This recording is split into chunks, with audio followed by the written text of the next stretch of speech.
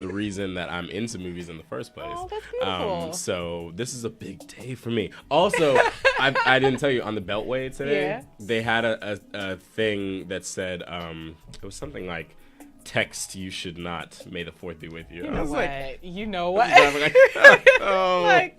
Beltway. Right. So that was that. Before we do start today, we did want to take a moment to acknowledge the passing of John Singleton. Yes. John Singleton was, for us as black film lovers, he cannot be overlooked. Yes. John Singleton made Boys in the Hood. He made big one. He made the 2000 Shaft remake, but there's another one that I'm missing. It'll come back to me later. He died at 51, which is so young. So young. He had a stroke. He was on life support, and then he was taken off life support. And he's the first black director nominated for Best Director. At the Academy Awards, which no one's ever won yet. But when someone does win, they will definitely have him to thank for paving the way. Definitely. So we thank you so much, John Singleton, here at the Critic Crew. Respect. We want to give thanks at the top for our music done by Mr. Brian Austin. And you can follow him at MNB. Yes, my name Brian. It's super easy to remember. Yep. And you can also go ahead and follow us, since you're in the following mood. You go ahead and follow us on the majors of social media. I feel like Tosh.0 when I say that.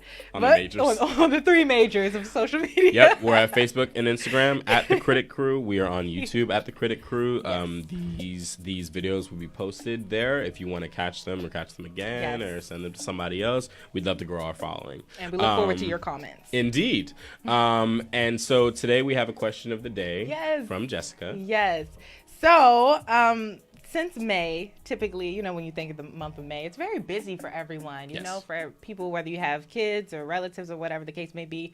It's prom season, it's Mother's Day, it's birthday season. I know there's a lot of May babies like myself. Turn out. And it's going to be the 2-5. And I know you just had your birthday too. I did. So literally last week. Okay, how was it? We just have to take a small. Oh, it was fantastic. I took the whole week-ish to celebrate because my birthday was on a Monday. Oh yeah, so, mine is on a Thursday though, but well, that's going into the weekend, Thursday, so that's cool. Me, it was after. So I got a hotel. It was my first time booking a hotel myself, which is probably late at 25. But anyway, it was my first time, and the whole thing was packed with events, including seeing Endgame twice. Yes. Which, by the way, on any other day, I would be wearing, or any other year, I should say, I would be wearing something Star Wars related because it is May the 4th. But it's Endgame. It's Endgame season. Okay. It's Endgame. But we'll talk about that later. Okay. So question of the day. It's Endgame season all summer long. How It about really that? Is. But so question of the day. Let's get back to it. So since school or whatever stuff is coming up, graduations and proms and whatever else. I want to know what your favorite movies about school, what are they, okay? And so for me, I really just sat and I thought, and I was like, I want to do a top 3, but then I started getting it, and I was like, wait a minute, I need a little bit more, honey. So I was like, okay, I got a top 5. And it's about school in general, so it's not like high school, it's not just about college, whatever the case may be. Legally Blonde. Yeah. Law school, okay? Law school counts as school. Legally Blonde, Reese Witherspoon. Oh my God. I mean, need I say more? Because I know by now every person on this earth has seen that movie. So many quotes we could take from. I mean, she's the original girl wearing pink, okay? We heard in Mean Girls. Yep. She is the original, okay? Yep. Pink wearer. It's for anyone who's interested in this sort of thing, it's a really good Broadway musical. I would go see that. I would have assumed that it wouldn't be good because you know how they just like to turn everything into a musical nowadays. But I just can't. Shade. But this musical is surprisingly really, really good. Really, really funny. And they filmed it on MTV once, so the whole thing is on YouTube. So you can watch it. Oh, that's lit. Go on YouTube and check this out. I think I'm definitely gonna go do that. Yes. I would love to see it live, but you know that time has probably passed. It's gone off Broadway now. But yeah, so moving right along, Freedom Writers. Oh. Okay, right. And that's, I was like, But yeah, okay, Hilary Swank just acted her butt off. Two-time Academy Award winner, Hilary Swank. Okay, and I think a lot of people, especially, you know, do it for the culture or whatever, a lot of us have seen that movie, and it's beautiful, it's relatable, and I think it's based on a true story or something like that actually happened. Yeah, a real teacher, you know, went to all these lengths, you know, for these students and to really make an impact in their lives. And I just think it's beautiful. It's a beautiful story. It's beautifully done, beautifully directed. It's great. Go check it out if you haven't already. Like, stop sleeping under a rock. Okay, moving right along. Clueless. Okay, and this is actually one of my favorite movies ever. As if. Okay. Cher Horowitz. Okay, and I love me some. Was it Alicia Silverstone? Alicia Silverstone. Yes, she's the bomb. Stacey Dash. That was actually when Stacey Dash was cool. Yeah. But now it's like we don't speak about her. And Paul Rudd. Yeah, exactly. And Paul Rudd. Like Paul Rudd, who looks exactly the same. Like, I swear, it's just certain people in Hollywood who don't age. And I actually think that Matthew McConaughey is like one of those people. He looks the same. Because he looks the same. Like the same look. Yeah. And I kind of think, just a quick sidebar, I just kind of feel like I'm going to get to that age where it's like I just develop one look that I just have. You know certain people, I know you guys know certain people who have that signature hairstyle, that signature, you know, look or whatever, the makeup, if you do that, you know, whatever the case may be. So I feel like you're not really grown until you have a signature. So I'm working on my signature. Anyway, there you go. Number 4, Sister Act. Sister Act. And I'm going to go with Back to 2. Yeah, I was about to say Sister Act 2, Back to Business. Because I was like, that's not a school movie. Yes. Well, Back to Business. Yes, Sister Act 2, you know, the most popular one with Lauryn Hill and, you know, the one we all know and love. Was because, I mean, it wasn't like your typical school. It was like Catholic school, I think it was. It was Catholic school, and it was also a rare depiction of like an inner city school that like had issues. Yeah. Until Sister Mary Clarence popped up in there. So Sister Act 2 is one of my favorite movies of all time. It's one of my favorite movies of all time. I've seen it so many times. But did you know, because I didn't know this until I was an adult, that it actually did not get good reviews like at all. Like its Rotten Tomato score is like 20 something. Really? Yeah, it got like really bad reviews. And that's like everybody's favorite movie. Well, I attribute it to the cultural landscape. At the time. Most critics were white.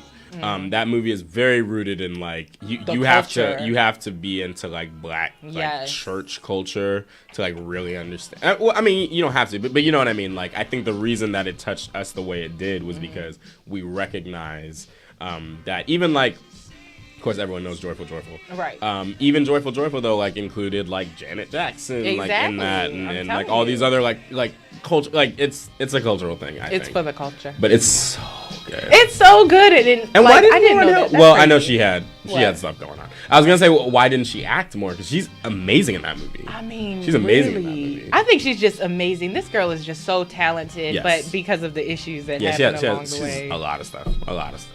They prevent her, you know, and I'm not about to pay money to go see her sing Drake's song. Anyway, so right, how about that? So anyway, moving right along to top my list off, I hinted at it earlier, but Mean Girls, because how can you have high school without, you know, Mean Girls? Okay, wait, so we have to say, because that's another movie that every line is a quote. What do you have a favorite line from Mean Girls? Ooh, on Wednesdays we wear pink. Of course. Which is classic, right? It's very classic. Classic. My favorite quote from Mean Girls is not. It's not a normal. It's not one of the ones that people always bring up. It's the one where he says, where he gets Katie's name wrong and he calls her Caddy, and she's like, "It's Katie," and he's like, "I know exactly what you mean. I have a nephew." You know how mad he gets when people call him Anthony. It's almost as mad as I get when I think about the fact that my sister named him Anthony. That's my favorite line in the whole movie. And let me just tell you, Mean Girls is one of the only movies that every time I watch it, I still laugh at all the same parts. Everything. Oh my God, Danny DeVito, I love your work. Okay. So stupid. You go, Glen Coco. Fall for you, Glen Coco. Okay, so we just need love. Wait, isn't this the month? What's the No, it's October. What? What's the one where like she mentions a date in the movie and now it's like Mean Girls Day? Oh, I think it is in October. Asked me what day it was. Is it October? I feel like it is in October. I remember something about this last year, but I don't know. I got to do some research on that. We'll find mean Girls Day. You guys do your research and let us know. We should wear pink. Okay, we should wear pink. Anyway, hopefully it's on a Wednesday. Anyway. So yeah. So right, moving right along, Dwayne. Okay, so you I'm gonna pass the bar. You mentioned stuff that I didn't think about that I was like, oh my god, yes, because Legally Blonde is school. That's law school. That's one of my favorite movies of all time. Sister Act 2 is one of my favorite movies of all time. Now, also, when it comes to high school, and these are kind of recent. I already talked about how much I love Simon. Yes. Coming of age.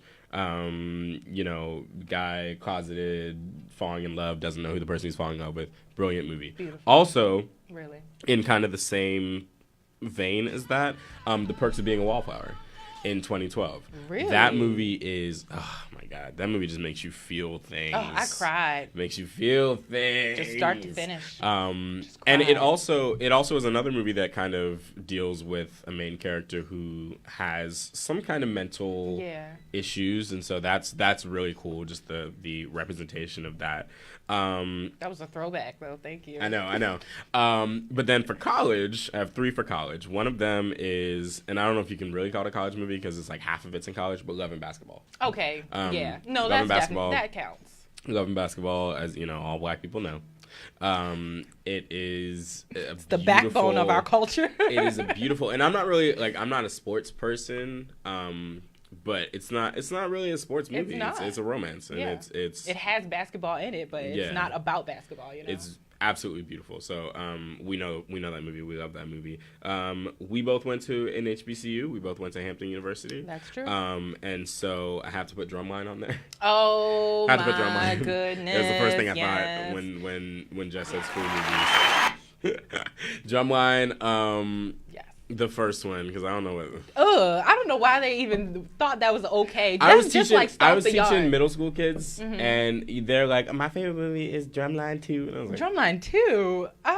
Honey, I didn't even look at the second one." Right. I mean, Drumline is a brilliant movie. It's funny. It's the music is incredible. It definitely captures the black. The essence, the HBCU spirit. Yeah. Also, something that people don't bring up very often, probably because people don't realize it, but that his love interest in that is Zoe Saldana. That was before. Yeah, that was before she was like who she is now. Yeah, Zoe Saldana. But yeah, she was the love interest in it, which is pretty crazy. Yeah, she sure was. Now that I think about it, and that was actually, I would say, arguably one of Nick Cannon's best role. Is it arguable? It's pretty. Okay, it's I was trying to give him the benefit of the doubt of the list. Nick Cannon. I was trying to give him the benefit of the doubt, but he's pretty good. And I mean, above everything else he's done. Right, exactly. Yeah. Although, you remember the movie Love Don't Cost a Thing? Oh, that was a good movie. That was good. That was a good movie. Okay. And Christina Milian was getting it too. She was actually, which I think she, was better than him, but whatever. Yeah, she was. I mean, he's never my favorite. He's just so corny, and I'm like Nick Cannon. But hey, anyway, whatever. I like. This him. isn't Nick Cannon. I mean, trust me, I like Nick Cannon, but I just don't think that he's that great. Right? I agree. This is not a roast. Trust You're right, Dwayne. I'm sorry. Let me reel it in. No, I'm more saying that because we could go on and on. But, okay, how about that? And then my last one, especially in terms of school comedy, and it's another more recent one, but Pitch Perfect. Ooh. Pitch Perfect, the first one, about being in college, joining an a cappella group. Yes. And it's another one of those movies, like, the best school movies are the ones that are talking about, like, the underdogs. You know what I mean? The best school movies are the ones that are, like, we're the outcasts, and, like, now we're, like, popular. And I don't think they ever become popular. Right. No, they don't. Everybody hates the Barton Bellas. But they're all outcasts. And they learn to like find family within each other, which is amazing. The second and third ones are fine. But the first one is like really like it's from beginning to end. It's hilarious and it's touching and the music is awesome and it also introduces to Rebel Wilson. Exactly. Pitch Perfect is why she did some other things, but Pitch Perfect is why she's as huge as she is. I can't really say it introduces to Anna Kendrick because by that point she already had an Oscar nomination. I was about to say so she had been in a lot of things. We knew. But she had a lot of small roles. Yes, and also she didn't have a lot of singing roles. So we now know that she's an amazing singer. And she was at the Grammys, so yep. he was like, okay. And she cups. That's pretty cool. That's the movie with cups. Yeah, cups. Beep, beep, beep, beep, cups. So, yes, those are my 5. Okay. Those are my 5. Nice. So now that we got that out the way, our question of the day, now it's time to talk about what we missed, okay? What did we miss in April? So, pretty much, you know, like the first couple months are always going to be, you know, less because we're getting ready for the summer movie season. So most studios are going to put their stuff out in the summer. Is this when we talk about Endgame? Or do we wait to talk about Endgame? Because I know y'all didn't miss it. I was about to say, you know they didn't miss it, but let's talk about it. Well, because I was going to say, you know, Captain Marvel's still going through, and since last month, Captain Marvel has made even more money. Yeah, okay. So she's doing Captain Marvel is one that we missed. A big one before I talk about Endgame is Little. Yes. Little. With Regina Hall and Issa Rae and Marseille Martin from Blackish, who is now the youngest executive producer ever. She's only 14. Young black woman.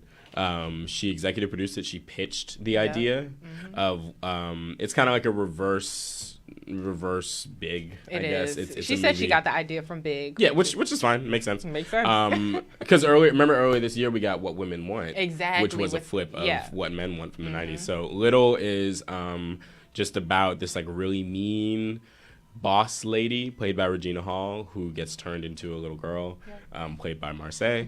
Also, did you see it? Did you see the movie? I actually didn't. I need to go see it because I really want to support her. It's as a movie, it's fine. Like it's fine. Like it's just one of those. It's one of those that you buy on DVD and you watch and you're like Because I mean, like you said, the plot it's just it's pretty normal. It's a remix of something else. But what I will say is, it's very clear that Regina Hall is having the time of her life. Her doing all these like mean boss scenes are so funny and so over the top. And then I've always loved Issa Rae. I'm so excited that she's like now. Of course, she's already blown up with Insecure and stuff, but now she's starting to be in movies, which excites me a lot. She's so funny. She brings you everything that you want from her. All the little quips, all the little everything. She's a great actress. She's excellent in that. She really is. So Little is something that you may have missed. It may still be in theaters. May miss certain select theaters. Yeah, and then we talked a little bit last month about Shazam. Yes. So Shazam is another one that you may have missed, and as I said, the Captain Marvel thing is pretty interesting. But you know, what is out is Endgame. Avengers Endgame is out if you can get tickets. Okay. I bought mine in advance. Like I said, I've already seen it twice. Obviously, we can't talk too much about it because there are a lot of spoilers. One of my best friends had texted me and said, "I think someone just spoiled it for me." Oh, no. And I was like, "What'd they say?" And she gave me one of the things, and I was like, "See, even then, there's so much else. Like, there's so much else. It's not gonna spoil it for you. Like, I promise." It was kind of the biggest spoiler. I didn't want to say it, but I was like, really like, she'll see it. So Endgame, look. Endgame is the culmination of 10 years, 22 movies. Yep. It is the 22nd movie in the Marvel Cinematic Universe. I am always in awe of the Marvel Cinematic Universe because they did something that no one has ever done before. Yep. They created this film franchise where, just like a comic book, you know, I mean, characters can just pop in and out in each other's things. And so for it to all come together like this, and it's not a lazy movie. It's not like they all come together and they're just like, let's just undo what we did in Infinity War and like have a good time. It's like, it's a very complicated movie. It's a very intellectual movie. Yes. It's a very emotional movie. You will cry. Oh my gosh, I know I did. You will cry. And I tried to hold the tears back. But also, like I was telling my friend, you'll probably cry as much from joy and as much from like, oh my God, as you will from sadness. Yeah. But you will for both. Like I promise. I promise. You will. There will be tears. There will definitely be tears. You know, that's the biggest. I don't want to pretend like we're thinking about anything else. Like we're thinking about Endgame. Okay. Also, Endgame is one of those movies that when you after you see it, you'll want to dive into articles. You'll want to dive into analyses on YouTube and Easter eggs. Of course, there's tons of Easter eggs. There's one Easter egg that we'll talk about afterwards, but there's one Easter egg that there's like a character that appears that you would not know. Like unless somebody told you, you wouldn't know they were in it. So hit me up later and we'll talk about it. But my only thing with Endgame is just the dialogue. sometimes was a little. What? I mean, it was okay. It wasn't all the way through the movie, but it was just certain lines that were just like time to take out the trash. Oh, like, and it's like, come on, after all these years, that's the best. Look, for me, I was fine in spite of everything that was going on. But that's just me being anal because you guys know that I am about the writing. Yeah, and I'm just like, yeah. What I will say though, before, if you haven't seen it yet, it's something that we talked about if you need to have seen other things. Mm-hmm.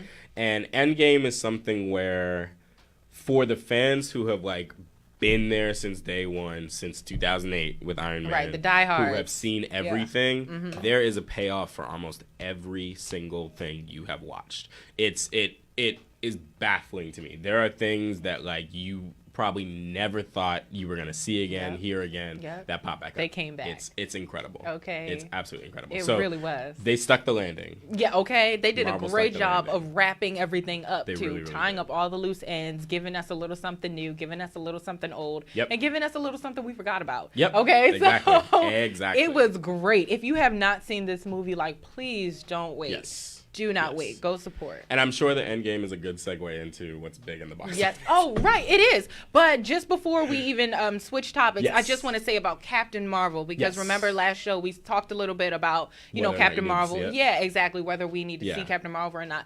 Now, You don't need to see it. No, because kind of after I saw Endgame, I was like, dang, I should go back and see Captain Marvel. Yeah, because what? I don't want to give away any spoilers, but Well, no, I mean it's no secret that they've been giving interviews that say like she's one of the most powerful in the universe, and she really, really is. Really is. But I will say the story of Captain Marvel doesn't have any bearing on the movie. Like you will not be missing anything if you didn't see Captain Marvel. We needed to have this conversation. Yeah, it helps. Everything helps. Right. But I think Captain Marvel did more to probably set up what's going to happen post Endgame than Endgame itself. Okay. Yeah. Good. Just to clarify, guys, I had to clarify. But she is dope. She's dope in the movie. In Endgame, she's amazing. Yes. Everyone's amazing. And you got a little haircut, little. She got like 3 haircuts. I was saying, girl, at the beginning of the movie, she has different hair than she had in Captain Marvel, and then later on, she has different hair. Like it's amazing. But I loved it. I said, go girl. Girl power. That's how I was feeling, okay? When I saw that, I said, girl power. So, yes, now it's time to transition into what's big in box office. And it's no surprise that Avengers Endgame is number 1. And let me just tell you the number, okay? We're at 357.2 million. Ridiculous. Okay? And we're in like the second weekend. I was about to say, I just got these numbers. So we're literally in the second weekend. And I think insane. That's probably because people couldn't get tickets. That's insane. Because I know I bought my tickets like April 1st. Well, you heard about like the movie theaters that had to like keep it open, keep the theater open like 24 hours just so they could accommodate. What? Yeah, because like so many people were there. People were waiting in line. People were, that kind of thing. I can imagine. And you know what? It was well worth the wait. It's so worth it. Also, it's 3 hours. So be aware. And it definitely doesn't feel like 3 hours, but just be aware. Towards the end, it kind of felt like 3 hours. Not to me. Look, I was like, you can keep going. And maybe that was because I was on the front row.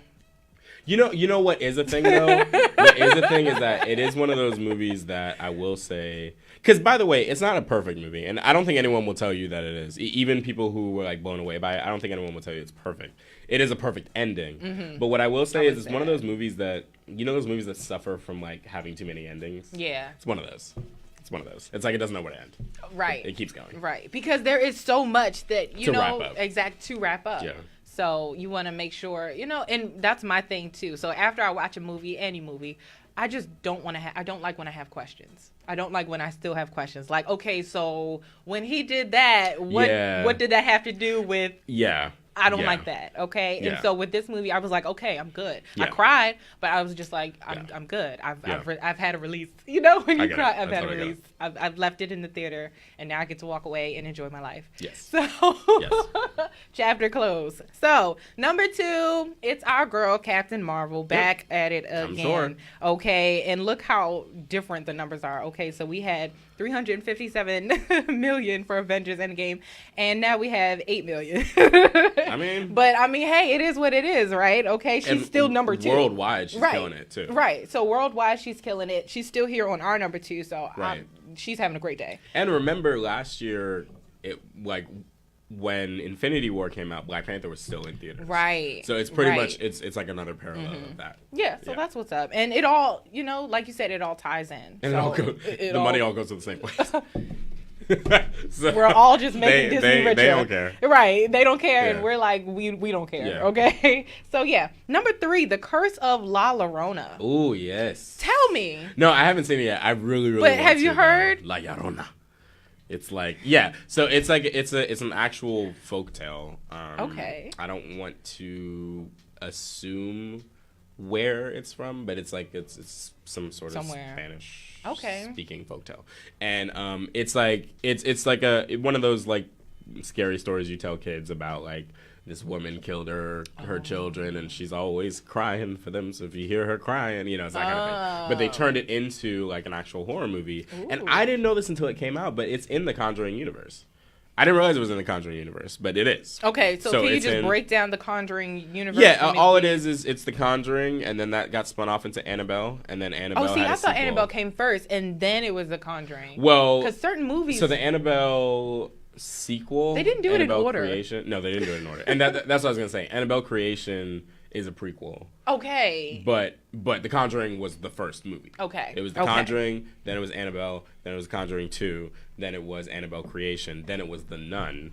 Oh. And now it's La Llorona. So is Insidious in that at all? No, that's a different universe. Okay. And it has to be a different universe too because Patrick Wilson is in both. Okay, you're right. That's probably why it feels like You're right. You're right. He's the lead in both movies. You're right. Also, you know that Lorraine Warren just passed away. Lorraine is the woman in the Conjuring universe. Because the Conjuring universe is based on obviously, based on true events, but the two people in The Conjuring, there's Ed and Lorraine Warren who come in. And who are the ghost people, Ghostbuster people, Right, so the woman who Vera Farmiga plays in The Conjuring universe, she just died. Like in real life? Like in real life. Wow. She just passed away. Which, I have to say, there were so many jokes about, like what's she about to do now? I'm not, you know what? Or like, y'all think she's dead. Like, there was so many. That's terrible. It was hilarious. And I was talking about this in Coming Soon, but they're about to do another Annabelle movie that directly ties in with The Conjuring. Oh, finally. It's because called I hate Annabelle that. Comes Home. Oh, okay. And you know how The Conjuring, like if you've seen it, they have like that room of things, of creepy things. Yes. And they're like, don't He's go in the room. Don't go in there. Right. So, of course, somebody was going to go in it eventually. So, and this movie is about a girl going into it and I guess letting Annabelle out. I don't know. No, she don't. I don't know. More brutal. Okay. I mean, like, seriously, honey. Yes. Why? You're going to go in there in that room of haunted and cursed things. You know how it goes. And touch everything. You know how it goes. Let Annabelle out. And now she's reigning terror on the world. Mm-hmm. Anyway. And now you want to scream. Right, now you want to scream. So thank you, Dwayne, for that, because I needed that personally. Because I try so hard, guys. I'm not that scary movie type girl. Yeah. I will watch it, in daytime, broad daylight. Okay, I'll put me a scary movie on. The reviews weren't good, but it looks good. Well, see, Annabelle Creation was scary to me. Like, it was, and also Annabelle Creation was...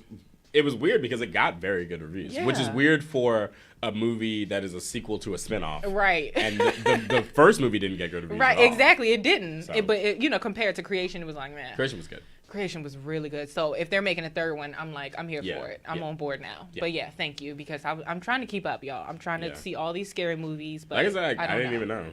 Right. It was in the same universe. I'm like, oh. And that's why I was like, okay, so what about Insidious? Because I just, don't laugh at me, guys. I just started trying to watch Insidious. All the Insidious. It's fine. Thank you, Dwayne. The first two are really good. Yeah, that's what everybody says. And then they're like, bad. Real bad, real quick. Oh, so but the first two are really mind. Good. Okay, I'll keep that in mind. Okay, so number 4, we have Breakthrough. And I really haven't heard much about this movie. Have you? It's the Christian movie. Okay. What's it It's about? a Christian movie. I don't know. It's so there's a group. I'm trying to remember what their name is. The Something Brothers. and they were a part of a church that started making movies. And they started off very like low budget, and then as time has gone on, they've increased. So is this like what is it, Left Behind? Like the people who did Not Left Behind? the people who did Left Behind, okay. but they're behind Fireproof. Oh, love they that did series. Courageous. Their biggest hit so far was War Room. They did War Room. And now they have this new movie Breakthrough. I don't know what it's about. I just know that it's that Christian. Okay, well, it's the church that's doing it. That's cool. Shoot, hey, I'm here for it. Left Behind was my junk. Okay, so I'm here for it. Fireproof was amazing. If you haven't seen that, they do. I mean, they do really good. If you are a Christian, or if you're not averse to like movies with Christian themes, they do good. I think the issue though is that a Christian movie inherently is going to be like a message. Mm-hmm. So sometimes it's a little too obvious. Like they're just hitting you over the head with the message. Right. Some people are just like, okay, we already know what this is going to be about. Yeah, but it has a good audience, you know, and Breakthrough obviously is doing well. Yeah. I mean, hey, it's in our top 5, so that's what it's about. So and to wrap up our top 5, it's actually Shazam. Yep. So, which is cool. It's fine. It's a fine movie. Like, it's not, to me, I don't need to see it again. Yeah. Oh, again? So you did see it, so. Yeah, I saw it. But, you know, for me, like, if I see a movie once, I probably didn't like it that much. And I feel like I don't need to see it again. Okay. So. And see, that's kind of how I felt. Because I'm just like, okay, I get it. You know, I saw the trailer, and I was like, I get it.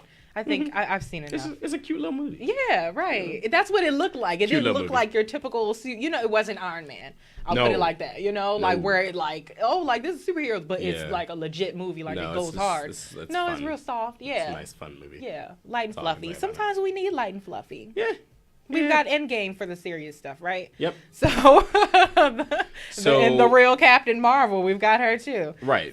So speaking of the Marvel thing, because I know we're moving into coming soon, even though Endgame is about to like, you know, break box office records, we still have another Marvel movie, which is Spider-Man: Far From Home. Oh, okay. That is coming out. It's not coming out this month. I think it's coming out in July. And that's with the Spider-Man from Homecoming, right? Mm-hmm. Okay, Tom Holland. Mm-hmm. I kind of like him. He grew on me. Oh, he's awesome. We can't say too much about it because Endgame has an effect on it.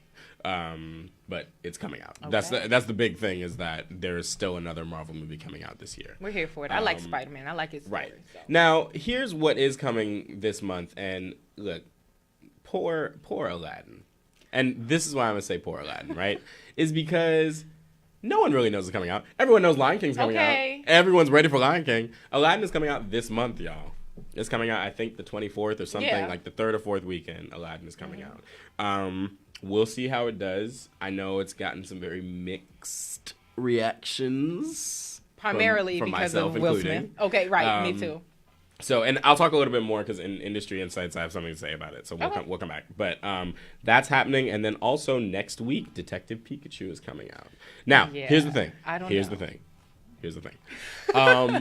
This is actually pretty crazy because Detective Pikachu is now like the first, and this is like no exaggeration, the first video game movie, I can talk about that in a minute, but the first video game movie to receive good reviews. Like ever. Like on Rotten Tomatoes, no other video game movie has ever been fresh. What do you think about all the video game movies? Well, they've never, I mean, they always... Rampage? Wasn't that a video game? No. Yeah, it was. No, it was, but it got bad reviews. Oh, yeah, well... Rampage, Tomb Raider, Prince of Persia. Tomb Raider. Well, the new Tomb Raider, I like the old Tomb Raider. Well, all of them. Like none of them. That's what I'm saying. There are some movies that the audiences liked, but critics didn't they were like, nah, it's a video game. Critics didn't mess with. And this one is, it's technically a video game. Like, I'm sure we all know Pokemon is like, there's a TV show and there's a trading card game, but it did start off as a video game. So Pokemon Detective Pikachu is officially the first one to be getting good reviews. It's at 70% on Rotten Tomatoes right now, and we'll see if that keeps rising or keeps lowering. But it's probably not gonna go too low.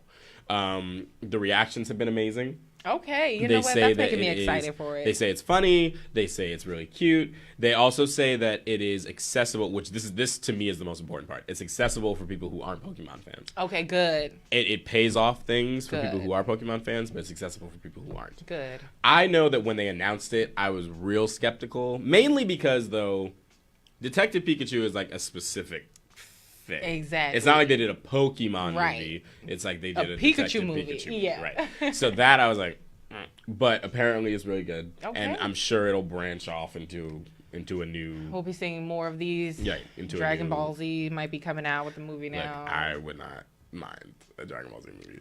A redo, because they tried to do it. And it's one of the worst movies of all time. What we need, honestly, if we're gonna do redos, we need a redo of Avatar: The Last Airbender, the movie. We do. If somebody really wants to do something, take on that challenge. We do need that. Well, what I will say is, in terms of the anime conversation, people, it's been a weird road with anime adaptations recently. I mean, they've all been bad. They've all been accused of whitewashing. They've all been, so they're trying some things. If anyone knows, and this is like a niche, this is a much smaller thing, but there's an anime movie called Your Name that came out in 2016. Mm-hmm. So good. It's so good. If anyone's seen it, like, y'all know. But they're making an American remake of it. Good luck. See. I don't know if you've seen One Punch Man. I've seen a few episodes. Yes. That's, I think, season 2 or season. Yeah. The next season just came out. Are they doing something with that? I don't know. I hope not. But I hope not. I don't know. But I know it came back. Yeah, so. They're supposed to be doing a Naruto. Like, they're just. I don't know if y'all want to touch it. Is what I'm saying. Like, I don't know if y'all want to touch it. I'm gonna leave it right there. But we'll see. So that's coming soon. And then, I mean, the big thing is that we're about to go into summer movie season. So with summer movie season, you're going to have, like I said, what we'll really be talking about is Lion King. Okay. We know. Because they're going to release more and more as it gets closer. And that's what I'm saying. Like, they've already released just a little bit, and that's what people are talking about. Exactly. No one's talking about Aladdin. Yeah, and before, they just released the cast list, and everybody was like, yeah. I mean, because it's going to be an amazing cast. The director, Jon Favreau, who, by the way, also directed the first Iron Man movie, and the Jungle Book. He said that it's not just a shot-for-shot remake. He said that there will be some surprises. It will be longer. I'm ready. There will be some new music. I'm ready. That kind of thing. I'm sure Nala gonna have a whole. I'm sure it's gonna be half about Nala. Now they cast Beyonce. I mean, isn't it already? I'm just sure. It's just the name drop, Right, but the cast is simply excellent. I mean, it's an amazing cast. And it's funny. I just want to say something just very quickly about Beyonce. Don't jump on me, Hive. I love her.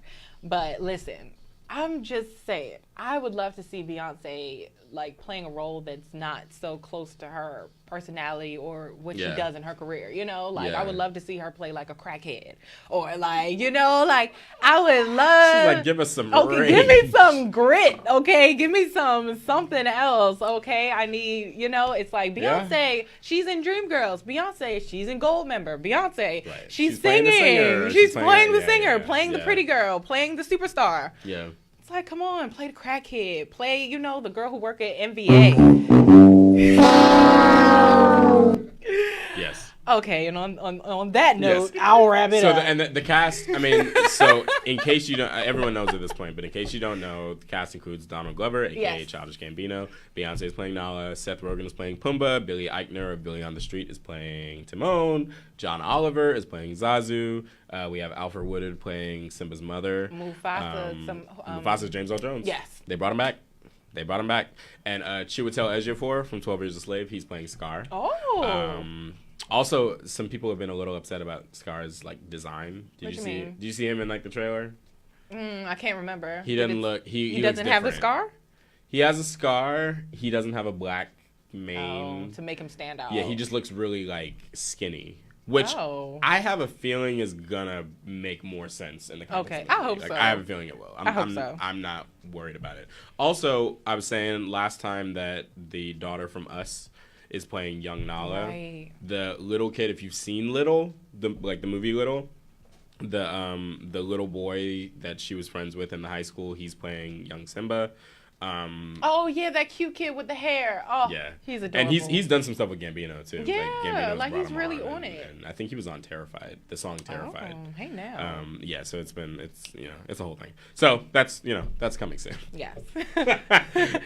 So let's take a break. We got a lot. We're going to take a break and do a minute of music. Again, this is our segment to showcase local artists. Yes. If you know a local artist, or if you are a local artist and you want your music to be featured on the show, send in snippets to us at is this the one with the real? Yes, this is the real Critic See, Crew. That's why I had to look down. The real Critic Crew at gmail.com. Send in a segment, and we are going to take a break and check out what you have sent us. Let's do it. There you go. We'll be back. Very good. How long has it been so far? Y'all had 40 minutes. For real. See? So this one we all This I why don't know. You can't trust. That's why you.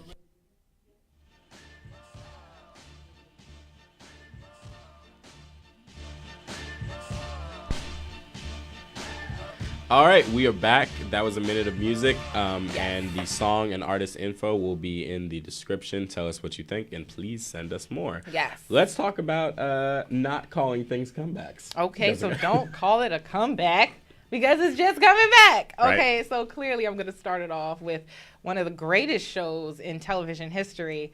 You know I'm talking about Game of Thrones. So yes. Season 8. Dwayne, you can't even participate in this conversation because I'm just disappointed in you. The memes have pretty much told me everything that happens. So Dwayne is stuck in season 4. I know what happened in the battle. You know what? I do. I know what Arya did. So Dwayne is stuck in season 4, and I need y'all help because we need to bring him up. I've been to stuck date. for like a good couple years too. 2 years. So you had 2 years to catch up. Okay, 2 years to catch up to season 8 and to witness all the greatness that is to come. HBO. Okay, on HBO, it's amazing. You guys already know. I mean, comment and tell me what house you stand for. What's your favorite house? What's your favorite character? Let me know, okay? Because right now we've got dragons, we've got Night King, we've got the Army of the Dead, okay? We've got the Night's Watch, we've got Winterfell, we've got the Lannisters, we've got a lot of things going on. And if you don't know or recognize any of the names or things that I just shouted out, you need to go watch Game of Thrones. The best show in television history, people. And I'm literally just gonna leave it at that. I mean, come on. I'm going to leave it at that. Final season. Okay, I'm not going to name any character names. I'm not going to say anything more. This is the final season. Yes, like Dwayne said. You had 2 years, Dwayne. I know. What I will say is, isn't this at the point that we're at now? Aren't there only like 3 episodes left? Yes, or something like that? yes. Yeah. So we just had the fight, and last episode was an hour and a half long, and I'm not even gonna lie. The longest fight I've ever seen on television, no commercials.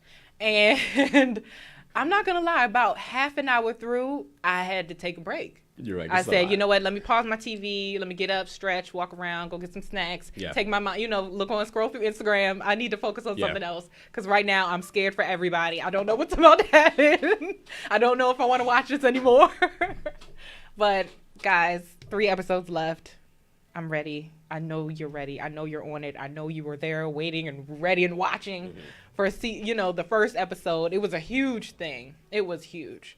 So, guys, everyone in my life watches it, by the way. Like it's not like it's the greatest show in television history. Yeah. And Dwayne, it's just a lot. It's stuck in season 4. I'm like, who's what? Whose mother? Who's what? Like, I don't know. Take a sip, because I know the fans are right now watching you. Like, no, Dwayne, who's you're brother? tripping. Who's sister? Anyway, moving forward. Dwayne's tripping. Okay, so moving. Yes, we are. Let's move forward. Okay, because I could talk about this all day. So, The Tick. Season 2 on Amazon Prime. Now, I actually gave it a shot because I was like, okay, it's Prime. Yep. Okay, it's a superhero show. Yeah, it is. Okay, I'm gonna check it out. I checked it out. It's so corny. I honestly thought that they were just gonna leave it at season 1. I was like, okay, yeah, it's pretty good. I watched the whole thing because sometimes when you're doing things in the house and you just want some background noise on, I put The Tick on. Yeah. Okay, so that should just tell you automatically. Like, I was half listening the whole time, but it's corny and it's cute though. I give it that. It's cute. Like you said, I think we said it's like self-aware, right? It's like a self-aware. Like they know it's them. They know. And they know. They play on. It's The Tick. Okay, so just moving on. I need not say more about The that. Tick, okay? Yeah. This is our superhero. So anyway, might as well be Ant-Man and the Wasp. But anyway, who I love, by the way. It's great. Who I love, That's okay? awesome. And, if you haven't seen Endgame, well, yeah, just watch it. Mm-hmm. So, okay, The Chi, season 2, okay? At first, I was like, I don't know. But now I'm like, like, this is a really good show. And what is it on No, it's on Showtime, actually, okay? It's great. Waithe, right? Yes, Lena Waithe. Is it Waithe or Waithe? Waithe. Okay, Waithe. Yeah, that makes sense. Lena. And Common, I believe, yes. they're collabing on this one. So this is their project, and I guess they're both from Chicago. We're just going to go ahead and say they're both from Chicago. That kind of makes sense for them to be writing a show called The Chi. Yell at us. Right, I know, right? But, correct us if we're wrong, guys. Comment and let us know. But I kind of feel like The Chi is like a 2019 version of The Wire. Mm-hmm.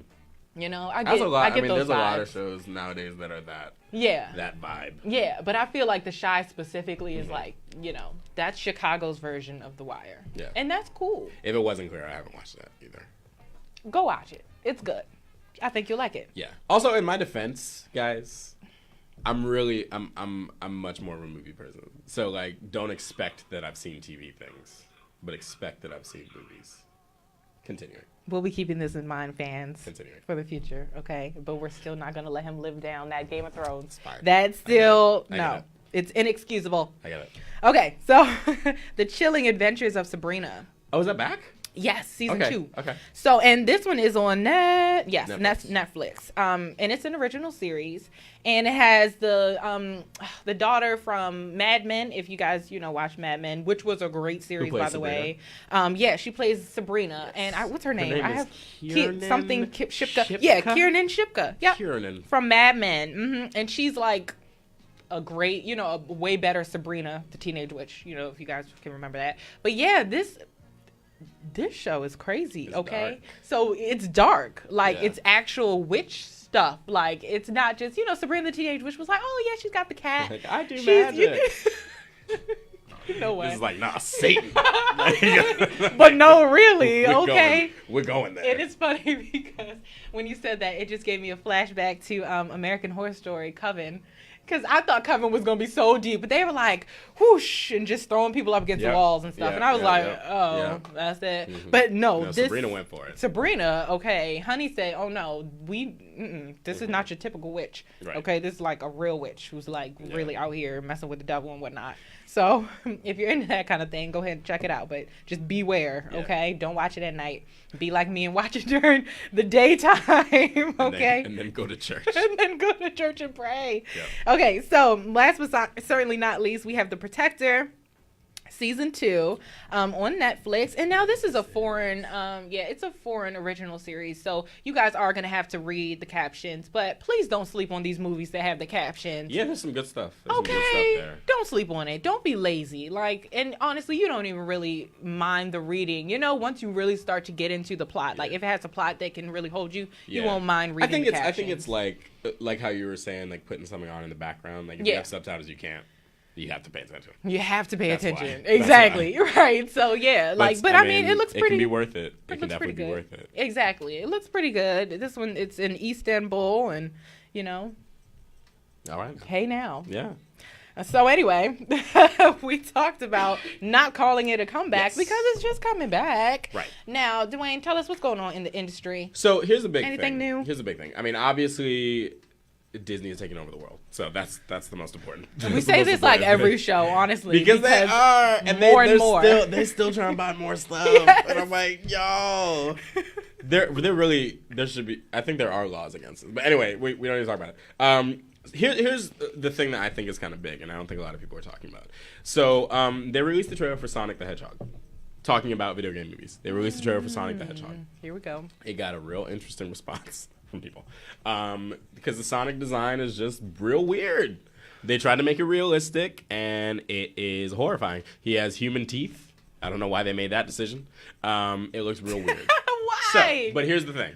So fans, as they do, were online on Twitter and stuff trashing it, and the director came out and said, he said, well, we understand, we hear your concerns, we're committed to making this like the best thing possible, and basically all but confirmed that they were going to redesign him for the movie.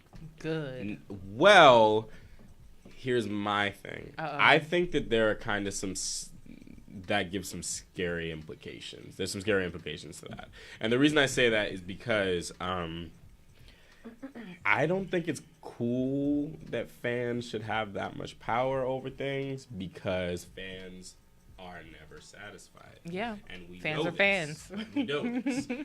Even going back to the Aladdin conversation, remember when they released that Entertainment Weekly cover and Will Smith wasn't fully blue, he was just in blue stuff, and people were like, this is stupid, he's supposed to be blue. And then we got him blue and it was terrifying. It was even worse. So, I'm saying that to say, I don't know that it's necessarily a good thing that filmmakers are now tailoring the films based on the reaction. Maybe it'll work out for Sonic. That's fine if this director wants to do that. I just hope it doesn't become a trend, because fans are already bold enough without having power. If they know they have power, I don't know where that's going to go. And I mean, that's just the power of social media as well. Yeah. At work, you know. So here we go. Now we can talk to these people directly. Yeah, we'll have to see how that goes. But I don't know. Going back to Sonic, though, like his design, I think already just the way it was, a 2D version, it was super futuristic. Like, he had the whole, you know, like, whatever. Well, not just that, but this whole thing about having to make them realistic. Yeah. It's like Sonic is a blue hedgehog with sneakers. Like, he's not gonna look realistic. That's what I'm it doesn't saying. matter. It doesn't matter. That doesn't exist in real life. It does not matter. In fact, one of the things that I think, you know, I haven't seen Detective Pikachu yet, but based on the trailers and stuff, one of the things I think they did well was they didn't like overly try to make it look realistic. Right. Yeah, they gave them fur because that's probably what they would have. But they look pretty much like Pokemon. Right. You know, in a As real world. they should be. Right. You don't need to, like, make it super realistic because it doesn't have to be. Exactly. It's like, they're monsters. That takes away the fantasy of it. Like, we all know that this is a movie, so you trying to make it super realistic. Who are you and doing the good that thing for? is that, you know, nowadays visual effects have grown to the point where you can do whatever you want. That's the thing. Going back to the Lion King. Apparently, like, they are testing out new technology for Lion King. Oh, you know what? I mean? They're just getting fancy. So it's gonna. It better blow me away too. Like when I hear stuff like that, I'm like, oh no. I'm sure it will visually. My only concern about the Lion King is that I'm kind of afraid of how it's gonna look with realistic animals like singing and dancing. Oh yeah, I didn't think about that. That's gonna look weird, and we haven't seen any of it yet. So you know, they haven't shown any. Yeah, and that's what I'm saying. They really just kept it very vague. The trailer was very vague. For me, I feel like even watching the movie, like, we're all gonna cry during Circle of Life, but then I'm like, the second like an animal opens their mouth, I'm like to sing, I'm like, that's gonna decide for me whether or not this movie is gonna be good or bad. That's gonna make it or break it. That's gonna be. I also have a theory that Beyonce is gonna be the one who sings Circle of Life. Because remember how like Circle of Life isn't sung by a character in the thing? I bet you it's gonna be her. Oh, they had to get her somehow. I'm touching the mic, guys. I'm sorry. They had to get her somehow. Yeah. So that's big with Industry Insights. Let's talk They about got to get a couple songs out of her. Yeah. I mean, and they will. They will. They have to. But what's streaming? Okay. So for what's streaming, back to Beyonce. Back to Netflix, yes. And speaking of Beyonce, but we're gonna hold that off. We're gonna hold that off for number 2. So number 1, Grass is Greener, and this is actually a documentary, right? How about that? And I guess you can kind of guess about what it is and when it came out. It came out on 4/20. Only because you said that. Only because you said that. I was like, spoiler alert. But yeah, so it's about weed, and it's about how weed basically, you know, was the backbone of the jazz and the hip hop movement, and it, you know, just united us as a people, and, you know, all this great stuff. Just go check it out, guys. It was really interesting, and, you know, everybody likes to learn about weed. So there you go. That's a good point. It's a good, you know. And weed was there. Because they're working on legalization now, and there are still people who are in jail for having possessed which I think it. is crazy. Right. So it that's what I'm saying. Like, even on a serious note, it makes sense that they're gonna be like, this was always happening. This was always around. This was always a cultural thing. Like, yeah. You know. Flat out. So go check it out. It's awesome. It's a documentary as well, like I said before. Yes. So finally, number 2 is Homecoming, because yes. This is me doing my drum solo. But yeah, I'm going to go ahead and let Dwayne just take it because he is so excited. You listen. listen. Okay, glasses. No yes, one, glasses. If anyone ever tells you that Beyonce is overrated, sit them down in front of Homecoming, press play, and then leave their lives forever. Because I'm tired of hearing it. I'm tired of hearing it. Watch it. Watch it. Anyone who says it, because there are people who literally will be like on Facebook and be like, I mean, they're normally people of a certain persuasion, and they normally say like I don't even get it. Like Beyonce can't even sing, and I'm like, okay, for those people, they're clearly crazy and something. I'm also like, you've just invalidated your whole argument. I mean, clearly. You can say she's overrated, yeah, because definitely, I mean, people go too far. I agree. I'm not one of those people, but to talk about her talent, come on now. It's undeniable. Homecoming, we were talking earlier about like HBCU stuff. Homecoming is literally her, it's her Coachella performance, and she created it based on HBCU culture. She said she never got to go to college. Mm-hmm. At that point she was already head first in Destiny's Child land and everything. But she wanted to create that experience. So the band consisted of people from different HBCUs. The dancers consisted of HBCU people. And it's just a celebration of blackness. Like the Coachella performance was, but also like the documentary. Yeah. It's just a celebration of blackness. Yeah. It's a celebration of, she has this amazing monologue in it. Well, I say monologue, like, she was just talking, but she has this amazing moment where she talks about just all the amazing things that black people are capable of, all of the different talents that are showcased in it, the dancing, the twirling, the music, playing, I mean, like everything. So it's so worth watching. Honestly, even if you're one of those people who's like, because like, here we go. Because I get it. I really do get it. I do get it. Sometimes when people are intense fans of something, I was just telling my friend, quick tangent, I have a friend who's really, really into BTS and K-pop. And she converted me. I am now a fan. Really? I really am. I really am now a fan. What do you like about it? I have to ask. So the music is very much like, it's kind of like 90s pop in a way, which is fun on its own merit. Yeah. The guys are all, I think there's 7 of them. They're all talented. They're all very talented. They're influenced by a lot of different types of music. They can perform the hell out of these songs. They can dance. There's a lot of reasons to like them. Hey now. But I was going to say, out, y'all. Even as somebody who is now a BTS fan, they go too damn far. They just do too much. They do too much. The Billboard Awards just happened, right? They performed on the Billboard Awards. Every single time, like, you know how they just cut to people, just for 2 seconds, just cut reaction shots. Every single time, deafening applause. Just every time they just pop up on the screen, I'm like, y'all are gonna turn people off. Okay. From listening, but the same thing happens with Beyonce. Is like, if people are already like, I think she's very talented, but like, I don't need all that. Then when you do all that, they're not going to listen. That's true. So I'm saying all that to say, even if you're one of those people who's tired of all the Beyonce stuff, just watch it. Just watch it privately. Don't tell anybody that you saw it. You don't have to join any discussion boards. You'll get it afterwards. Yes. And, of course, she's now done the whole Before I Let Go thing. Exactly. Before I Let Go challenge that some of our Hampton, what do you call it? Fellow Hampton classmates are featured in. So check that stuff out. That's cute. Pretty good stuff. It's cute. All right, so we've definitely ran long, and that's fine. Yeah, that's we did. Because I know we know you didn't mind because there's so many things. We know. This was a especially long show for Endgame. Right, because of Endgame. So let's just stick with that. Let's keep blaming it on Endgame. We're on our Endgame. Before we wrap up. Yes. I really just want to say one more on my what's streaming topic, because I feel like this is important. Yes. So I'm going to go ahead and say You versus Wild. Have you ever seen the interactive type? You get to choose what path. No. So Netflix has been experimenting with these interactive movies, if you will. Yeah. They started off with Black Mirror. Yes. Where you could choose, you decide, get to a certain point in the film, and then you are in control of like where it goes. So the problem, and I did Black Mirror, and it's funny because now they have You versus Wild, which is like a survival show, kind of like a wilderness survival show, and then you get to pick, you know, what the person does. So he's like, okay, so should I climb this tree and make shelter, or should I make shelter, you know, on the ground, you know? And it's like you get to choose, and it's cool. Fascinating.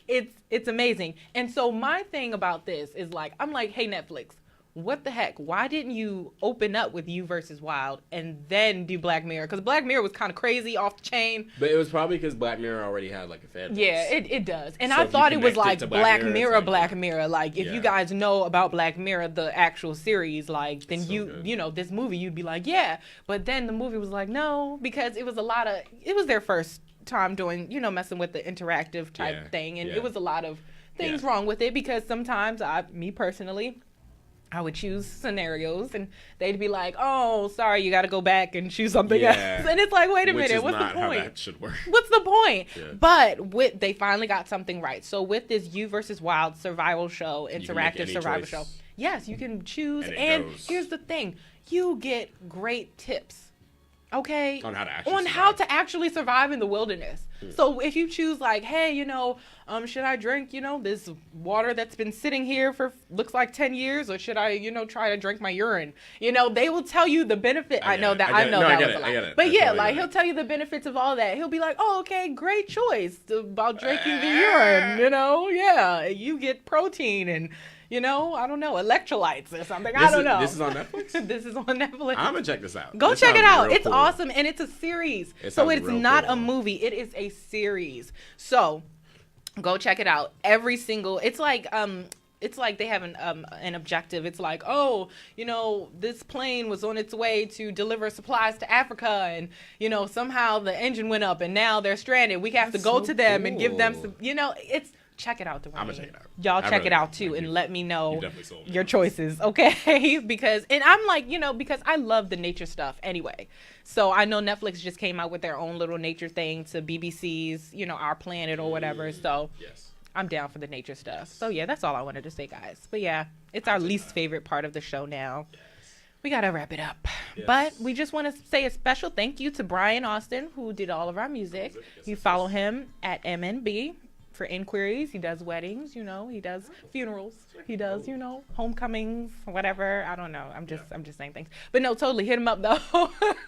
Thank you so much to Mix Station. Yes. Thank you so much, Mr. Marcus, for doing our engineering.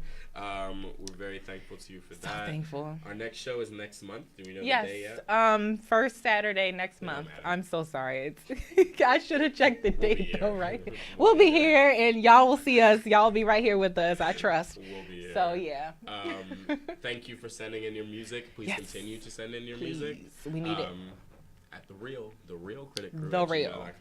And continue to follow us at the Critic Crew. Facebook, Twitter. No, not Twitter. We don't have a Twitter. I know. Twitter is, we're at war with Twitter currently. But Facebook, Instagram, and YouTube. Yes, and may the 4th be with you. This is the Critic Crew. Oh my God. Tell us about it. Tell us. This is the way you do it. Walk up and rap to it. Put your hand on